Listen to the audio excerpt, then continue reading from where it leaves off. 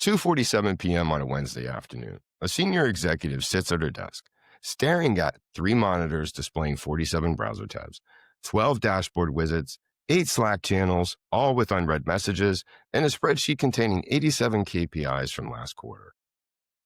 Her CEO asked a simple question: should we expand into the Southwest market? She has more data than any executive in history could have dreamed of. Customer demographics, competitor analysis, market trends, predictive analytics, AI-generated forecasts, and real-time social sentiment scores. 6 hours later, she still does not have the answer, Not because she doesn't have enough information. but because she has too much. This is the paradox of our data-driven age. The more information we have access to, the harder it becomes to make decisions. We're drowning in data while thirsting for insight. I'm Kevin Novak, CEO of 2040 Digital, professor at the University of Maryland, and author of the book, The Truth About Transformation, and the Ideas and Innovations weekly newsletter. And I'm Elizabeth Stewart, Kevin's consulting partner at 2040 Digital. I've spent the last 15 years helping organizations transform operations and their resources, both human and finance, to manage change and address innovation. Welcome to the Human Factor Podcast, the show that explores the intersection of humanity, technology, and transformation, and the psychology behind transformation success. I'm so looking forward to diving into this topic with you today, Kevin. This is something we see with every single client, isn't it? It's so true, Elizabeth, and it's getting worse, not better. Today, we're investigating why access to unlimited information can lead to decision paralysis, how data noise kills critical thinking, and what we can do to maintain human judgment in our hyper-quantified world. Here's a statistic that should concern every leader. According to research from the Institute for the Future, the average knowledge worker consumes 34 gigabytes of information daily, the equivalent of 100,000 words. Wow! That's more information in a single day than someone in the 15th century would consume in a lifetime. But here's what's fascinating. And Kevin, you and I have seen this firsthand. Despite having exponentially more data than previous generations, we're not making better decisions. In many cases, we're making worse ones. I agree. A recent study found that 70% of C-suite executives report feeling overwhelmed by data, and 62% admit they made poor decisions specifically because they've had too much information to process. This isn't just about being busy or distracted. It's about a fundamental mismatch between how our brains evolved to process information and the information environment we've created. For the past decade, through our work with organizations, each navigating digital and organizational transformation, we've observed something really interesting together, haven't we? Yes, we have. The organizations that succeed aren't the ones with the most data. They're the ones that have learned to filter signal from the noise. Today, we're diving deep into why more data often leads to worse decisions and the psychology behind decision analysis. How data noise is systematically destroying our capacity for critical thinking. The cognitive traps that make us confuse activity with insight, and practical frameworks for maintaining human judgment when drowning in metrics or KPIs. But first, let me share a story about what happens when data becomes the enemy of decision-making. You remember the marketing team we worked with 2 years ago. Oh, the one with the 127 metrics? Exactly. Well, that was an eye-opener. This mid-sized organization was struggling with what they called strategic clarity. The CMO showed me their marketing dashboard. It tracked 127 different metrics: daily active users, click-through rates, bounce rates, conversion rates, time on site, pages per session, social engagement, email open rates. The list simply went on. I said, wow, impressive system. Which metrics actually drive your business decisions? And I remember, Kevin, the long pause that followed. Right. She finally said, well, all of them are important. That's why we track them. So I tried a different approach. Your CEO asks if your marketing is working. What number do you give her? Well, that was another long pause. And then the telling response, And there it it was, depends. the trap. They had built an elaborate system for measuring everything, but they couldn't answer the most basic question: is marketing working? Their team spent 10 hours each week generating reports. They had dashboards for their dashboards. They could tell you the engagement rate on Instagram posts on Tuesdays versus Thursdays. But when we asked them to identify the three metrics that actually predicted business success, they couldn't do it. They weren't measuring what mattered. They were measuring what was measurable: activities versus outcomes. And those are two very different things. The psychological cost was enormous. Decision paralysis. Every meeting became a debate about which data to trust. Every strategy discussion got lost in conflicting metrics. The team spent more time analyzing data than taking action. As one team member confessed to me privately, we've replaced thinking with counting. We call it the data noise crisis, and it's affecting organizations everywhere. To understand why more data creates decision paralysis, we need to understand three psychological phenomena. You want to start with cognitive overload. Sure. Research has indicated that the human brain can consciously process about 126 bits of information per second. Sounds like a lot, right? But here's the thing. Understanding one person speaking to you requires about 60 bits per second. This is why you can't truly listen to two people talking simultaneously. You literally don't have the cognitive bandwidth to do so. Now consider the modern workplace. You're in a meeting while monitoring Slack, checking email, glancing at dashboard notifications, while trying to absorb a 60-slide PowerPoint presentation. Your brain isn't processing more information, it's thrashing, rapidly switching between inputs without deeply processing any of them. Neuroscientist Daniel Levitin's research shows that this constant task switching depletes the very neural resources we need for critical thinking and for decision making. Each switch costs us time, but more importantly, it costs us the cognitive depth required for sound judgment. It's a concept I try to ingrain with my students in every class that I teach. The result? We make surface level decisions based on whichever data point we saw last, not the data that actually matters. The second phenomenon is what psychologist Barry Schwartz calls the paradox of choice, the counterintuitive finding that more options lead to worse decisions and lower satisfaction. And his research showed that consumers facing too many choices experience decision paralysis. They can't choose at all. They have opportunity cost anxiety, worrying about the options they didn't select. Their expectations escalate unrealistically, and when they're dissatisfied, they blame themselves because they had so many options they didn't know what to do. And this same psychology applies to data driven decision making. Kevin, remember that leadership team we work with? They spent 3 hours debating whether to use customer acquisition cost or customer lifetime value as their primary growth metric. While their competitors were actually acquiring customers. Exactly. The paradox. The freedom to analyze everything creates the inability to decide anything. The third phenomenon is perhaps the most dangerous: confirmation bias in a data-rich environment. Here's the dangerous part. More data doesn't eliminate bias, it amplifies it. Research from the University of Illinois found that when people have access to large amounts of data, they become more skilled at cherry picking information that confirms their pre existing beliefs and their biases. I've written about this repeatedly in my newsletter. It works like this. A CEO believes their organization should expand into international markets. Instead of objectively evaluating whether this is the right move, they unconsciously search through available data until they find the metrics that support this belief. They say, look at our brand awareness. In Europe, it's growing. Meanwhile, they overlook data showing poor international customer retention, higher support costs, and cultural misalignment. And with the limited data, you're forced to grapple with whatever information you have. With unlimited data, you can curate data that supports a narrative for really any position that you want. And this isn't really intentional deception. It's unconscious bias amplified by data abundance.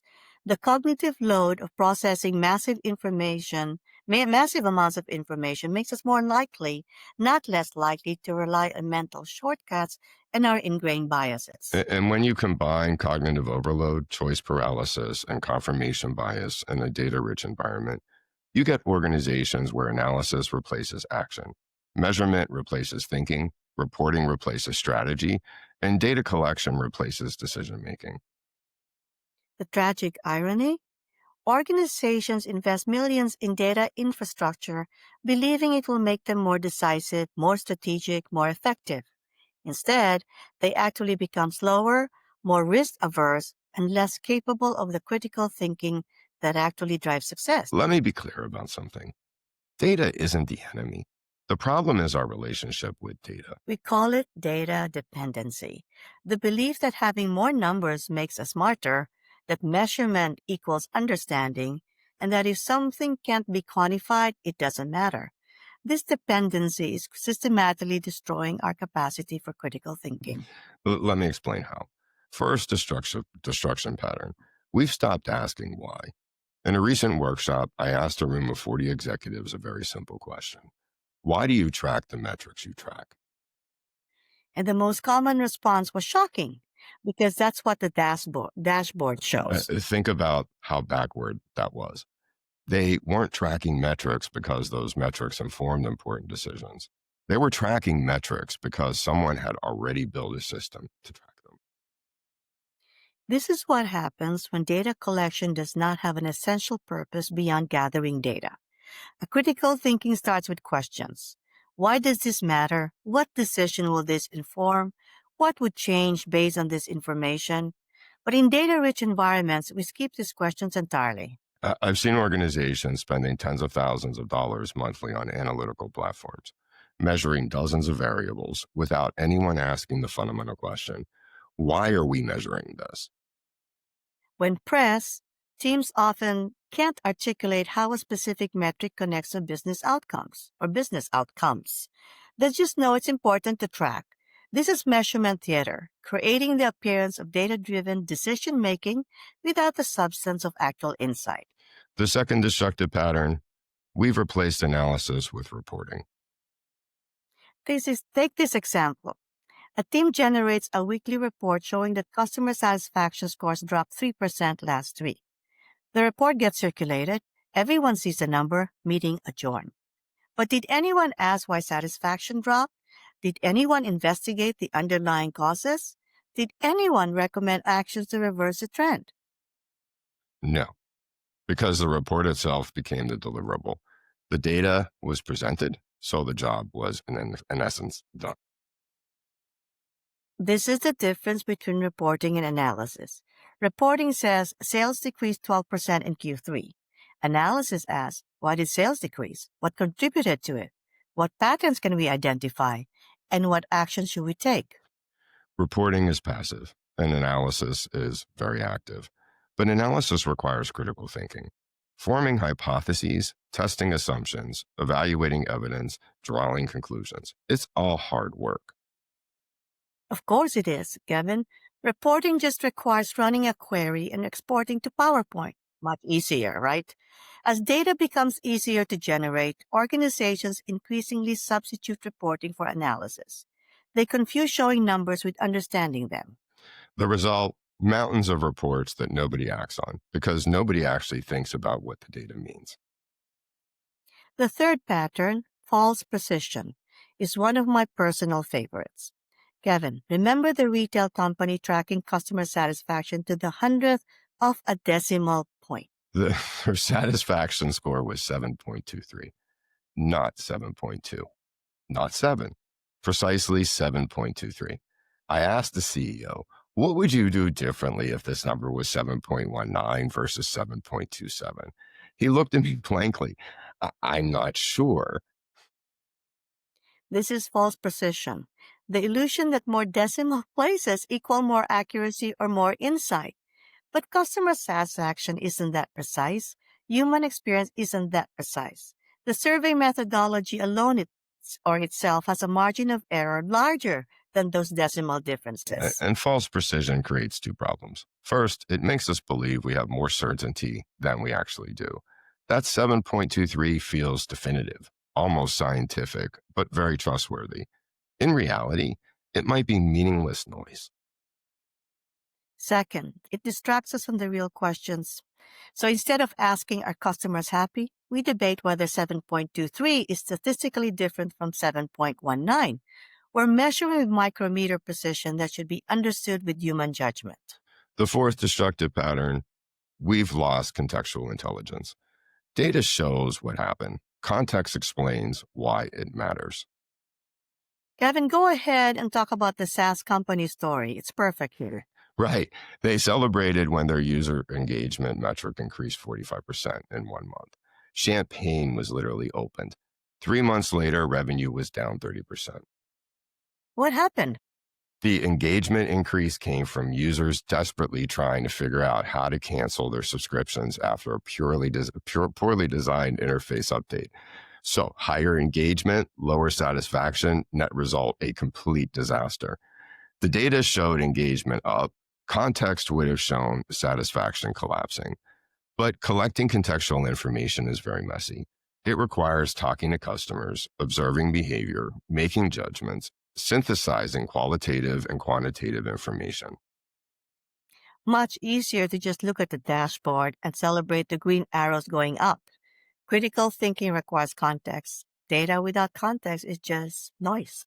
And when we stop asking why, replace analysis with reporting, create false precision, and ignore context, we haven't just lost critical thinking skills. We've created organizations where those skills are actively discouraged. The person who asks uncomfortable questions about what data actually means becomes the problem. The person who points out that the metrics might be misleading becomes the bottleneck. The person who suggests we need less data and more judgment becomes the obstacle to data-driven decision making. And we've built systems that reward data collection and punish critical thinking. And we wonder why our decisions keep getting worse. Before we talk about solutions, we need to understand why intelligent, capable leaders fall into these traps. Why is that? It's because data dependency serves powerful psychological needs. Let's start with the illusion of control. Uncertainty creates anxiety. Data creates the feeling of control. When a CEO can look at a dashboard showing 50 metrics, they feel like they understand what's happening in the organization. The anxiety of uncertainty is temporarily relieved. But this is often an illusion. Those metrics might be measuring the wrong things. They might be lagging indicators that tell you about the past, not predictors that help you shape the future. They might be precise measurements of irrelevant variables, but they feel like control, and that feeling is powerfully addictive. Over the years, I've worked with executives who spent hours each day reviewing dashboards, tweaking reports, and analyzing trends, all while their organization struggled with strategic challenges that couldn't be solved with more data. When I suggested they needed less data and more judgment, the response was visceral anxiety. But then how will I know what is happening? The data wasn't informing their decisions, it was managing their anxiety. The second psychological need is what I call defensibility over correctness. Here's an uncomfortable truth about organizational decision making. Being right is often less important than being defensible. And if you make a decision based on judgment and it fails, you're blamed for poor judgment. If you make a decision based on data and it fails, you can point to the data. Look, the metrics supported this choice is what you get to say. The data provides cover. It shifts responsibility from human judgment to algorithmic output. This creates perverse incentives. Leaders don't optimize for making the best decisions. They optimize for making the most defensible decisions. And data, even flawed, incomplete, or misleading, feels more defensible than human judgment. This explains why so many bad decisions persist even when everyone senses that they're wrong. As long as the data supports it, the decision is defensible. The third need is complexity signaling. There's a status element to data sophistication. The executive who says, we use a proprietary AI-driven predictive analytics model with 87 variables. That sounds more impressive than the executive who says, we talk to customers and use our judgment. And complexity has become a signal of sophistication. Simplicity suggests you're not serious or rigorous. I've sat in meetings where leaders presented Byzantine dashboards, not because those dashboards inform decisions, but because complex data displays signaled that their analytical prowess. This is what sociologist and economist Thorstein Veblen call conspicuous consumption, displaying complexity to signal status regardless of whether that complexity adds any value. The fourth, and perhaps the deepest psychological driver, data lets us avoid the weight of responsibility. When you make a decision based on judgment, you own that decision, your experience, your intuition, your assessment of the situation. But when you make a decision based on data, you can claim that you're just following what the numbers say. The algorithm recommended this. The data pointed in this direction. The metrics indicated this was the right choice. The decision becomes automated, impersonal. It doesn't become yours. And this is psychologically comfortable. It's also very dangerous because most important decisions, the ones that truly matter, require human judgment. They require someone to synthesize incomplete information, make assessments under uncertainty, and take responsibility for choices that can't be reduced to simple metrics. And data dependency allows us to avoid this responsibility. We outsource judgment to systems, then blame the systems when things go wrong. Understanding the psychological drivers is crucial because you can't solve data noise by just building better dashboards or cleaning up your metrics. You have to address the human needs that data dependency serves. So, how do we navigate this? How do we use data without being paralyzed by it? How do we maintain critical thinking in a data-saturated environment? Well, through our research and consulting work at 2040 Digital, we've developed what we call the Signal Clarity Framework, 5 principles for cutting through data noise and maintaining human judgment. Principle 1, start with the decision, not the data. Most organizations work backwards. They collect data, then figure out what decisions that data might inform. This is exactly wrong. Instead, the effective approach is to identify the decisions you need to make, then determine what information would help to make those decisions better. Before collecting any data, ask these 3 questions. What decisions are we trying to make? What will we need to know to make this decision well? What's the minimum information required to move forward? Note that the last question, minimum information, not maximum information. Here's an example. A company is deciding whether to launch a new product line. Wrong approach, collect every available piece of market data, customer feedback, competitive analysis, and financial projection. 6 months later, they're still analyzing. The right approach. Identify the 3 or 4 critical unknowns that would change your decision. Get clear answers to those specific questions. Decide. The discipline isn't collecting more data, it's identifying which data actually matters. Principle 2, measure what matters, ignore what doesn't. This sounds obvious, but it's shockingly rare. Most organizations have vanity metrics, numbers that look good but don't inform decisions, and they also have actionable metrics, numbers that directly connect to business outcomes. The ratio is usually about 80-20, 80 vanity and 20 actionable metrics. And for every metric you track, ask 3 questions. Is this number changed significantly? Or if this number changed significantly, would we do something different? Question 2, can we directly influence this number through our actions? And question 3, does this number predict an outcome we care about? If you can't answer yes to at least 2 of these questions, stop tracking that metric. I helped one of our clients, Kevin, reduce their track metrics from 67 to 11. They were initially terrified. 6 months later, they reported making faster, better decisions because they were not drowning in irrelevant data. Principle 3, context over precision. Remember, all data exists within a context. Numbers without context are simply just numbers. Before trusting any data point, ask 5 context questions. What's the source and methodology? What's the margin of error? What's the historical pattern?